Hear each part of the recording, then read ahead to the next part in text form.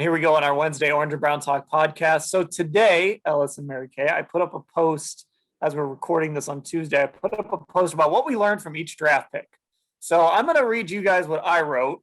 And if you guys have something to add, you can add it. If you just want to expand on what I said, you can do that too. But we're just going to start right at the top. And Greg Newsome II. So I think there's a lot to learn from this, but to me, it's just, I guess maybe we should trust ourselves when we're thinking about how Andrew Berry is approaching building this team, because we all kind of had this sense, right, that cornerback 2 was a spot that was being left open, or not open because Grady Williams is on the roster and coming back, but it was a position of need. And we all kind of at some point talked through that. And so that maybe Andrew Berry does kind of tell us what he's going to do in his roster building. And it's certainly worth paying attention to, that they're not going to reach for need necessarily, but they're not afraid to leave a spot open and really address that in the draft, especially when it comes to long-term things. So thoughts on that, or another lesson to take away from the Greg Newsome pick?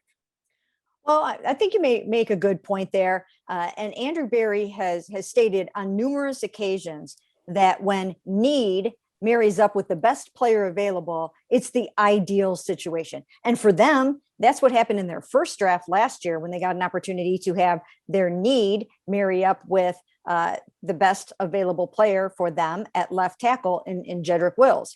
So it just so happened to be a really good class. Well, you know, that's also that by design. They know the strengths of what positions are going to be really great in the first round as they head into it. So they already know what's going to be good in 2022 in the first round. And so they're probably planning accordingly for that. But if none of the cornerbacks had been available that they liked, they wouldn't have hesitated. It just so happened that it worked out this way for the second year in a row. It fell their way. We had talked about this on the podcast. I think a lot of people thought Greg Newsome would be gone by the time they picked at number 26, right? They may have been benefited by Caleb Farley going a couple picks ahead of them, because it left Greg Newsome open to them. And I'm not 100% certain they would have taken Caleb Farley at 26. There's a chance that they would have taken another player that was rated a little bit more highly because of those medicals, right? I'm not so sure they would have been super comfortable with that pick, even though they liked the player. So I think they were fortunate. And Ellis, as you mentioned the other day, luck is when preparation meets opportunity. And so, they're really prepared. They are so prepared for a draft that Andrew Berry managed to have a baby at 8:10 in the morning on the day of the draft. Now that's preparation, right?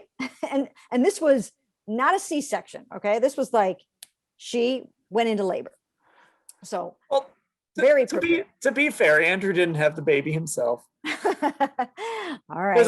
There's only so much you can do in that situation. But yeah, point taken. Yep.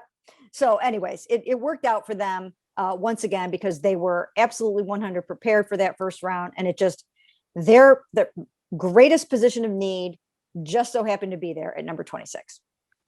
Yeah, I hear and agree with all of it. The only thing I really want to add is what I think the pick specifically taught us about the type of player Browns are looking for. Now, this isn't a one size fit all type of thing, but Mary Kay was on this the night they drafted Greg Newsome, and he was on a Zoom call. I wasn't able to be on there. We were doing the live show, but I remember Mary Kay coming back to the show and just glowing about what type of young man she thought Greg Newsome was. Like, he just really impressed in that first interview, and then he came back and talked to media that Friday, and I came away with the same exact impressions. The Browns are looking for the type of young leader that has a humble confidence to them and a self-aware swagger, if you will, where he was poised enough to, for lack of a better term, call out Larry Fitzgerald and Julio Jones while acknowledging he'll face Odell Beckham Jr. and Jarvis Landry in training camp in a few months, yet did so in a confident yet hungry and assertive way, saying, I'm ready for you guys. I want this. And I could really see, and Mary Kay made the point first, how he fits right into this Browns locker room with that Baker Mayfield light type swagger, like we're young, but I'm here and I'm ready to play it. And maybe he gets knocked in the chin and he seems like a young man who would be ready for that and be able to bounce back. And I think I came to this realization because first, a year ago when we were meeting these young men on Zoom, everyone was just kind of getting used to this stuff. I don't think we had a great grasp on how to connect through this feature that's now consumed our lives, especially our work lives. So that just seems like a lot easier. And then meeting the kids in the rest of this class, there just wasn't really anyone like Greg Newsome, and that's fine, but that speaks to the character. So I think when you look at the cornerback position, it surprised some a little bit that, okay, he's a Big Ten corner. You'd rather him be an SEC corner, sure. The lack of interceptions, would they probably want him to get his hands on some more footballs? Yeah. But when you talk to the kid like he talked to us, and of course they talked to him far before we did, you see why and how he won them over to make up for those things that may not show up just on the resume because the tape checks out.